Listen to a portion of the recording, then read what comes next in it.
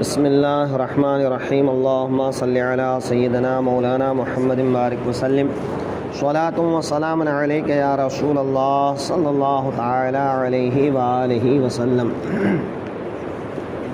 اللہ رب العزت کا ارشاد ہے، انما یأمرکم بالسوء والفحشاء وان تقولوا علی اللہ ما لا تعلمون،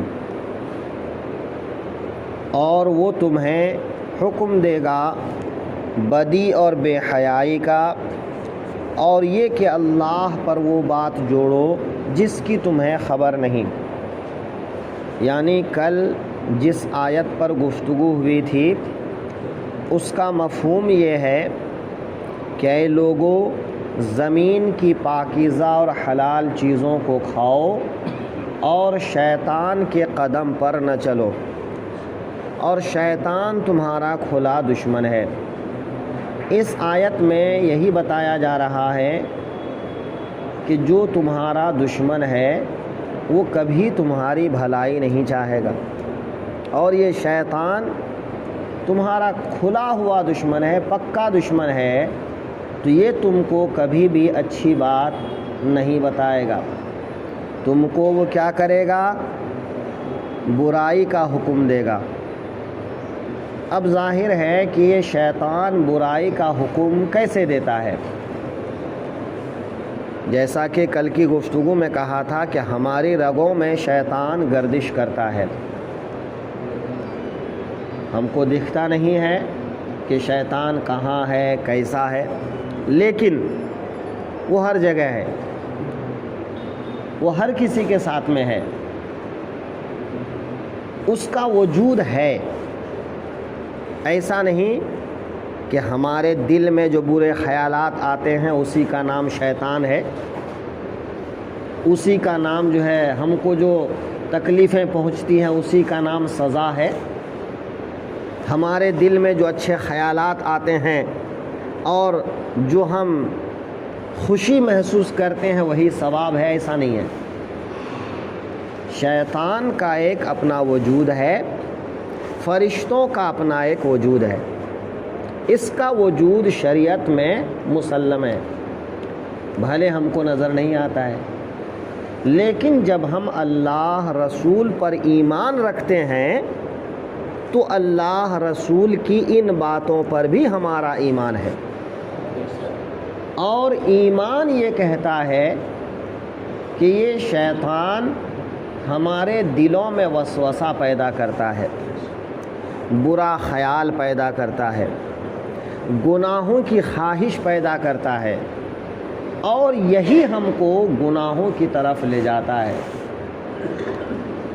اب اس سے بچنے کا طریقہ کیا ہے کہ آدمی شریعت کو مضبوطی کے ساتھ پکڑے رہے۔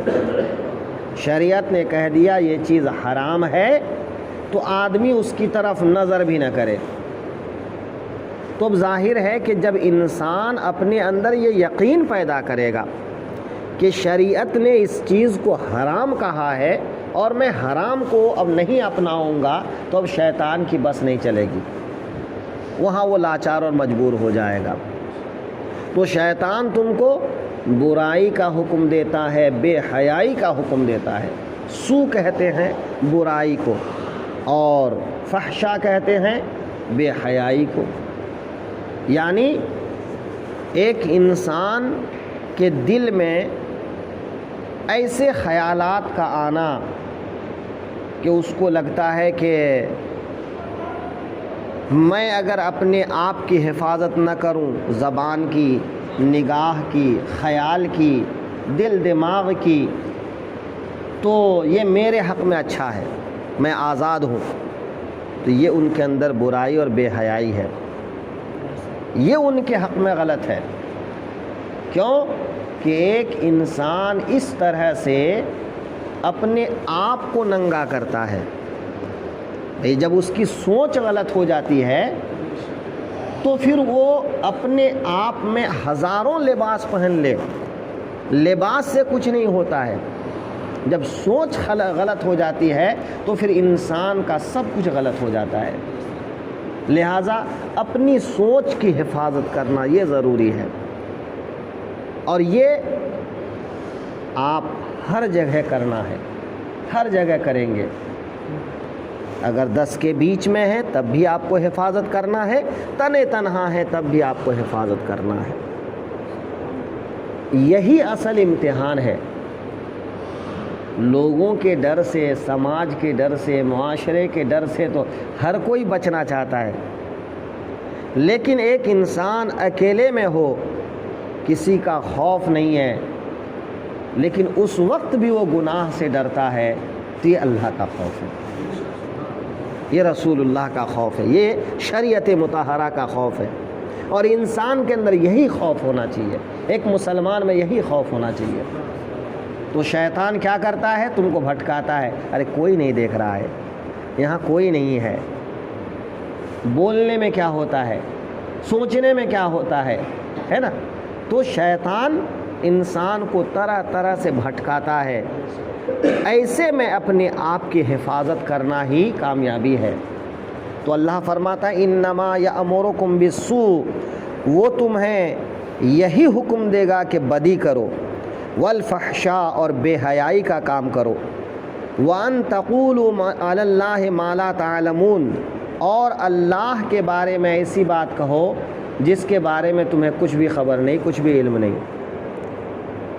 کچھ حضرات جو ہے بولنے میں بڑا نیڈر ہوتے ہیں، ایسی ایسی باتیں کہہ دیتے ہیں کہ سوچ کے کبھی سن کے کبھی افسوس ہوتا ہے کہ بھائی ایسا کیسے بول سکتے ہیں آپ، ہے نا؟ اس لیے آپ دیکھیں گے جو آدمی جتنا سمجھدار ہوگا، جتنا پڑھا لکھا ہوگا، جتنا عقل مند ہوگا، وہ آدمی اتنا کم بولے گا، وہ نپیتلی بات کرے گا، ہے نا؟ تو کم بولنا کمزوری نہیں ہے، کم بولنا اس کے اچھا ہونے کی دلیل ہے۔ زیادہ بولنا یہ اس کے اچھے ہونے کی دلیل نہیں ہے، جگہ جگہ پر غلطی کرنے کی دلیل ہے، قدم قدم پر غلطی کرنے کی دلیل ہے۔ اس لیے دین کی بات بھی بہت سوچ سمجھ کے کیجیے۔ بھئی آپ پر تبلیغ کتنا کرنا واجب ہے؟ کوئی ضروری ہے کہ چائے خانے میں بیٹھے ہیں اور آپ تبلیغ کریں، راستے میں کھڑے ہیں اور آپ تبلیغ کریں، 4 آدمی اکٹھے ہو گئے اور آپ تبلیغ کریں؟ آپ اپنی حفاظت کریں بس۔ اور اگر کبھی کوئی ایسی بات آ جائے اور اس بات کو آپ کو یقین کے ساتھ معلوم ہے، آپ اس طرح سے کہہ سکیں میں فلاں مجلس میں فلاں عالم کی زبانی میں نے ان الفاظ میں یہ بات سنا ہے، تو آپ وہ بات سامنے والے کو کہیں۔ ارے عالم لوگ تو ایسا کہتے ہیں، ایسا نہیں، عالم لوگ ایسا کہہ دیتے ہیں، اس طرح سے بات نقل کرنا غلط ہے۔ آپ حدیث پاک سنتے ہیں تو حدیث پاک میں جب کتاب لکھی جاتی ہے تو لکھنے والے یہ کہتے ہیں کہ مجھ سے فلاں صاحب نے، فلاں سے فلاں صاحب نے، فلاں سے فلاں صاحب نے، فلاں سے فلاں صاحب نے یہ حدیث بیان کی، یہ بات نقل کی۔ تو یہ نام کیوں گنایا جاتا ہے؟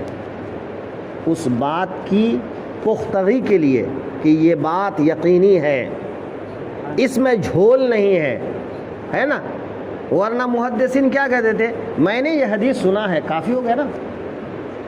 اب آپ نے سنا، کن سے سنا، کیسے لوگوں سے سنا، اور جب نام لے لیا تو آپ کو یہ بھی پتہ چل گیا یہ بات صحیح ہے، اور یہ بھی پتہ چل گیا کہ آپ اس آدمی کے بارے میں جانیں کہ وہ آدمی جو اس طرح کی بات کر رہا ہے تو اس بات کے کرنے کے لائق بھی ہے کہ نہیں ہے، وہ آدمی اپنی بات کرنے میں کس طرح احتیاط کرتا ہے، کہیں وہ جھوٹی باتیں تو نہیں پھیلاتا ہے۔ محدثین حدیث نقل کرنے کے ساتھ ساتھ جس سے حدیث نقل کر رہے ہیں ان کی پوری زندگی کھنگالتے تھے۔ کیوں؟ تاکہ بات میں وزن پیدا ہو۔ آج لوگ طرح طرح کی باتیں کر جاتے ہیں لیکن باتوں میں کوئی وزن نہیں۔ کیوں نہیں وزن ہے؟ یہی کہ جو بات آپ کو یقین کے ساتھ معلوم ہو اور آپ اس طرح کہہ سکیں فلاں مجلس میں تھا، فلاں دن تھا، فلاں وقت تھا اور عالم کی زبانی میں نے ان الفاظ میں یہ بات سنا تھا، تب جا کے اس بات کا اثر ہوگا اور وہ بات کہنا صحیح ہوگا۔ بلغوا عنی ولو آیہ، ایک حدیث میں ہے کہ اگرچہ ایک آیت صحیح، جو بات تم کو پہنچی ہے وہ بات آگے پہنچاؤ۔ تو اس میں علماء محدثین شرح یہی بیان کرتے ہیں کہ جو بات یقین کے ساتھ معلوم ہو، بے سر پیر کی بات مت کرو، یقین کے ساتھ جو بات معلوم ہو وہی بات آگے بیان کرو، نہیں تو خاموش رہو۔ خاموش رہنے میں کیا جاتا ہے؟ بولنے میں گناہ ہے، خاموش رہنے میں گناہ نہیں ہے، چپ رہنے میں گناہ نہیں ہے۔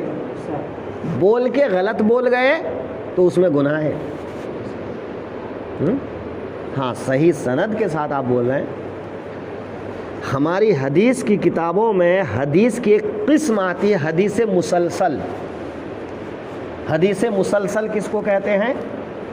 حدیث مسلسل کہتے ہیں جب آقائے دو عالم صلی اللہ علیہ وسلم حدیث بیان فرماتے ہیں تو اس وقت کوئی کام کرتے ہیں، ہے نا، مثلا کھجور کھا رہے ہیں، مسکرا رہے ہیں، چادر کو ایسے کر رہے ہیں، تو جو صحابی اس حدیث کو بیان کرتے ہیں نا، تو حدیث بیان کرتے وقت وہ کام دہراتے ہیں کہ میں نے حضور کو کھجور کھاتے کھاتے یہ بات بیان کرتے دیکھا۔ تو کھجور کھا رہے تھے، حضور اپنے ہونٹوں کو کس طرح حرکت دے رہے تھے وہ بھی حرکت دے کے بتاتے ہیں۔ وہ صحابی بھی اپنے ہونٹوں کو حرکت دے کر بتاتے ہیں کہ حضور اس طرح اپنے ہونٹوں کو، اپنی زبان کو حرکت دے رہے تھے اور کھجور کھا رہے تھے، یہ بات بیان فرما رہے تھے، میں نے یہ بات ایسی حالت میں سنا ہے۔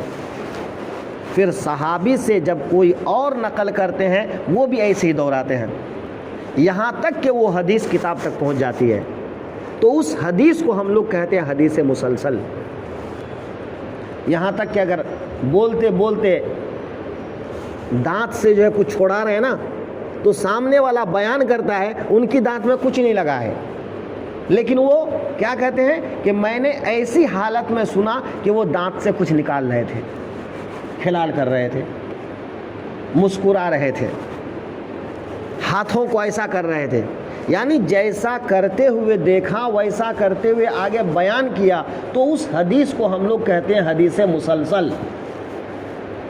تو اب ذرا بتائیے کہ حدیث آگے تک پہنچانے میں کس طرح احتیاط کرتے ہیں، اور آج ہم لوگ جہاں تہاں بیٹھ جاتے ہیں، حدیث بیان کرنے لگ جاتے ہیں۔ بھائی حدیث میں تو ایسا بھی ہے نا، مولانا لوگ تو ایسا بھی کہتے ہیں نا۔ کون سی حدیث آپ نے سنی ہے بھائی؟ کون سے مولانا صاحب سے آپ نے سنا ہے بھائی؟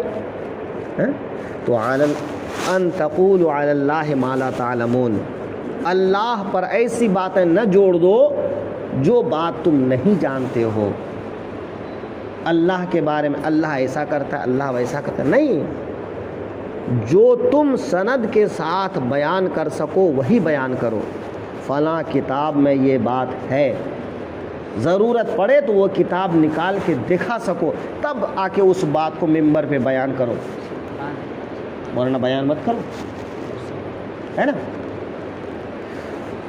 کیا جاتا ہے اگر آپ دیکھ کے بیان کریں گے تو آپ کا کیا نقصان ہے، لیکن بات آپ صحیح بیان کرو گے۔ یہ تو آج کل ہم لوگوں نے نکال لیا دھواں دھار تقریر، ورنہ محدثین جب حدیث بیان کرنے بیٹھتے تھے نا، وہ بھی اپنی نقل سامنے رکھتے تھے، ان کے پاس بھی حدیث کی نقل ہوتی تھی نا، وہ کتنی حدیثیں یاد کیے ہیں، یاد ہونے کے ساتھ ساتھ وہ ان حدیث کو لکھ لیتے تھے، تو ان کی نقل اپنے پاس موجود رکھتے تھے۔ کبھی اگر ان کو شبہ ہوتا تو فوراً جو ہے بیان کرتے کرتے اپنی نقل اٹھا کر دیکھتے تھے، جبکہ ان کا عالم یہ تھا کہ وہ جس بات کو جیسے سن لیتے تھے ویسے یاد رکھتے تھے۔ اس کی ایک مثال سنیں آپ۔ امام ترمذی شریف ایک حدیث کی کتاب ہے، ابو عیسیٰ ترمذی رحمۃ اللہ تعالیٰ علیہ، وہ ایک بار کشتی میں سفر کر رہے تھے۔ سفر کرتے کرتے جو ہے ان کو ایک آدمی نے ایک کتاب دیا، ذرا پڑھ کے دیکھیے میں نے یہ کتاب لکھا ہے، کیسی ہے کتاب۔ کتاب پڑھے اور پڑھنے کے بعد اس کتاب کو دریا میں ڈال دیے۔ کتاب پڑھے اور دریا میں ڈال دیے۔ جس نے پڑھنے کے لیے دیا تھا وہ چلا اٹھا، آپ نے سالوں کی محنت میری برباد کر دی کہ میں نے اتنے سال محنت کر کے یہ کتاب لکھا اور آپ نے کتاب دریا میں ڈال دیا۔ ظاہر سی بات ہے کوئی بھی ناراض ہوگا نا، ایک کتاب لکھنے میں آدمی کتنی محنت کرتا ہے۔ امام ترمذی مسکرائے، بولا چلو لکھو۔ فرماتے ہیں لکھو، چلو لکھاتا ہوں۔ شروع سے آخر تک لکھا دیے، اور تو ایک بار کتاب شروع سے آخر تک پڑھے اور دریا میں ڈال دیے اور وہ کتاب دوبارہ لکھا دیے۔ سبحان اللہ۔ یہ ان کی یادداشت، ان کے حافظے کا کمال تھا۔ اور وہ حضرات جب حدیث بیان کرتے تو نقل سامنے رکھتے، اور ہم لوگوں کو تو یہاں بولتے ہیں وہاں جاتے جاتے بھول جاتے ہیں، ابھی پڑھتے ہیں 2 منٹ بعد بھول جاتے ہیں۔ 2 لائن ہم لوگ یاد کر کے 10 منٹ بعد نہیں بول سکتے۔ 2 لائن یاد کرنے کے لیے ہم کو 10 منٹ لگے گا، اور وہاں ایک بار پڑھ گئے کتاب محفوظ، پوری کتاب دماغ میں آ گئی۔ تو وہ لوگ احتیاط کرتے تھے اور ہم لوگ احتیاط نہیں کرتے ہیں، کتنی بڑی غلطی ہے نا۔ اس لیے اللہ تعالیٰ کیا فرماتا ہے، وَأَن تَقُولُوا عَلَى اللَّهِ مَا لَا تَعْلَمُونَ، اور یہ کہ اللہ پر وہ بات جوڑو جس کی تمہیں خبر نہیں۔ یہ کون کرواتا ہے تم سے؟ شیطان۔ ایسا کام کون کرواتا ہے؟ شیطان۔ شیطان خالی کسی ایک جگہ نہیں ہے، وہ چائے کی دکانوں میں بھی رہتا ہے، روڈ کے کنارے بھی رہتا ہے، اور کہتا ہے بولو بولو بولو، ایسی باتیں بول جاؤ کہ کبھی تمہارا ایمان بھی خطرے میں پڑ جائے۔ تو ایسی باتیں کرنے سے ڈریے، کیا ضرورت ہے، خاموش رہیے نا۔ 4 آدمی بات کر رہا ہے، کوئی اپنی بات منوانے کے لیے ضد پہ اڑا ہوا ہے، آپ کو بات سمجھ نہیں آ رہی ہے، آپ کنارے ہو جاؤ، ٹھیک ہے بھائی تم اپنی بات کرو، کنارے ہٹ جائیے۔ دل ایک سادہ تختی ہے، دماغ ایک سادہ تختی ہے، اس پر آپ جو لکھ دیں گے وہ آ جائے گا۔ اسی لیے ہمارے علماء کہتے ہیں کہ بد مذہبوں کی باتیں مت سنو، ان کی تقریریں مت سنو، ان کی کتابیں مت پڑھو، سمجھے نا۔ یہ لوگ کیا کہتے ہیں، ارے ہم تو سب کی تقریر سنتے ہیں، دیوبندی وہابی اہل حدیث سب کی سنتے ہیں، جو اچھی لگتی ہے وہ لیتے ہیں، جو اچھی نہیں لگتی وہ چھوڑ دیتے ہیں، جو غلط بات ہوتی ہے وہ چھوڑ دیتے ہیں۔ علماء اتنے بدھو نہیں تھے کہ وہ منع کر گئے۔ کیوں منع کر گئے؟ یہ بات غلط ہے، یہ تم کو سمجھ کیسے آئی؟ تمہارے دماغ میں وہ بات آئی نا، تب نہ تم نے کہا کہ یہ بات غلط ہے۔ اب وہ غلط بات بھی تمہارے دماغ کے کسی گوشے میں رہ گئی، اگر تم سنتے نہیں تو وہ غلط بات تمہارے دماغ کے گوشے میں آتی نہیں۔ کیا فرماتے ہیں؟ مت سنو۔ تم کو جس عالم کے بارے میں معلوم ہے یہ عالم سنی صحیح العقیدہ ہے، دیندار ہے، نیک ہے، ان کی باتیں صحیح ہیں، انہی کی بات سنو۔ کم سنو، اس کو اپنے دل میں محفوظ رکھو، اس پر عمل کرو۔ زیادہ سن کے طرح طرح کے سوالات ذہن میں پیدا مت کرو۔ جب ذہن میں بہت زیادہ سوالات ہوتے ہیں نا تو انسان بے چین ہوتا ہے، اور اسی بے چینی میں پھر وہ کبھی اس سے پوچھتا ہے، کبھی اس سے پوچھتا ہے، کبھی اس سے پوچھتا ہے۔ کچھ لوگ اچھا جواب دینے والے بھی ہوتے ہیں، کچھ غلط جواب دینے والے بھی ہوتے ہیں۔ انسان کے دل میں شک شبہ پیدا ہوتے ہوتے پھر وہ سب چیزیں چھوڑ دیتا ہے، وہ دین سے دور ہو جاتا ہے، وہ غافل ہو جاتا ہے۔ ایسے بہت سے لوگوں کو آپ دیکھیں گے کہ پہلے بہت اچھی بات کرتے تھے، بعد میں پھر وہ بہک گئے۔ تو بہت زیادہ گہرائی میں وہی آدمی گھسے جو آدمی پہلے اپنے عقیدے میں، اپنے ایمان میں قرآن و حدیث کی دلائل کی روشنی میں پکا ہو۔ اس لیے عام طور پہ جو چھوٹے موٹے مولانا حضرات ہیں ان کو بھی وہابیوں، دیوبندیوں، نیچریوں، شیعوں کی کتاب پڑھنے کی اجازت نہیں ہے، چہ جائے کہ ایک عام سادہ آدمی، بلکہ وہی عالم پڑھے جو ان کا رد کرنے پر قادر ہے۔ تو ایسا ہی آدمی سنے اور رد کرنے کی نیت سے سنے تو ان کا سننا ٹھیک ہے، لیکن عام آدمی کا سننا غلط ہے نا۔ اچھے لوگوں کی صحبت میں رہیں گے، اچھی بات سیکھنے کو ملے گی۔ برے لوگوں کی ساتھ میں رہیں گے، بری بات دل دماغ میں آئے گی، تو پھر انسان کبھی نہ کبھی وہ سوچنے لگے گا، کبھی نہ کبھی وہ خیال آنے لگے گا، اور کہیں ایسا نہ ہو کہ پھر ایسا کرتے کرتے آپ بہک جائیں۔ اس لیے کیا فرمایا؟ شیطان تو اس کے پیچھے لگا ہی ہے نا، شیطان تو اسی کوشش میں لگا ہی ہے، چاہتا ہی ہے کہ ایسا ہو جائے۔ تو شیطان تم کو بہکاتے رہے گا اور تم بہکتے چلے جاؤ گے، اور ایسی باتیں کرو گے جن باتوں کا تم کو علم نہیں، اور وہ باتیں اللہ اور رسول کے حق میں صحیح نہیں۔